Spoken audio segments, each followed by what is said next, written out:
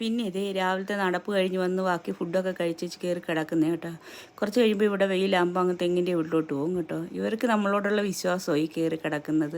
നമ്മളവരെ ഉപദ്രവിക്കത്തില്ലെന്നും അവർക്ക് ആഹാരം കിട്ടുമെന്നുള്ള ഒരു വിശ്വാസമാണ്. കുറേ പേര് വരും കേട്ടോ.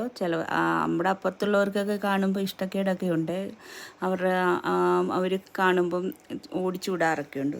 ഞാനിവിടെ തുറന്നിടും. എന്നിട്ട് ഇത് അടുക്കള പുറമാണ് കേട്ടോ. എന്നിട്ട് ഞാൻ എല്ലാ ദിവസവും കഴുകിയിടും. കാരണം ഇവർ ചെളിയൊക്കെ ആയിട്ട് കയറി കിടക്കുന്നതാണ്. അതുകൊണ്ട് കയറി കിടന്നിട്ട് നമ്മളോടുള്ളൊരു വിശ്വാസമല്ലേ അവർ വന്ന് ഇരിക്കുന്നവർക്ക് വിശ്വാസം ഉണ്ടായിട്ടല്ലേ. പിന്നെ നമ്മുടെ രാജ്യം ഒരുപാട് ഒരു ദുർഘടം പിടിച്ച ഒരു അവസ്ഥയിൽ കൂടെ കടന്നു പോയിക്കൊണ്ടിരിക്കുക. നമ്മളെ സംരക്ഷിക്കുന്ന, നമ്മളീ സുഖമായിട്ട് ഇങ്ങനെ ഇരിക്കാൻ കാരണക്കാരായ ഇന്ത്യൻ ആർമിക്ക് വേണ്ടിയിട്ട് നമുക്ക് പ്രാർത്ഥിക്കാം. നമ്മളിത്രയും സുരക്ഷിതമായിട്ടിരിക്കുന്നു. ഓരോ വീട്ടിലും എത്ര ദുഃഖത്തോടെ കഴിയുന്നുണ്ടാകും ഓരോ ആർമി ഉദ്യോഗസ്ഥന്മാരുടെ വീട്ടിലുമൊക്കെ. അതുകൊണ്ട് നമുക്ക് അവർക്ക് വേണ്ടി പ്രാർത്ഥിക്കാൻ മാത്രമേ പറ്റത്തുള്ളൂ. ഇപ്പം ഈ ഒരു സമയം നമുക്ക് അവർക്ക് വേണ്ടിയിട്ട് പ്രാർത്ഥിക്കാം.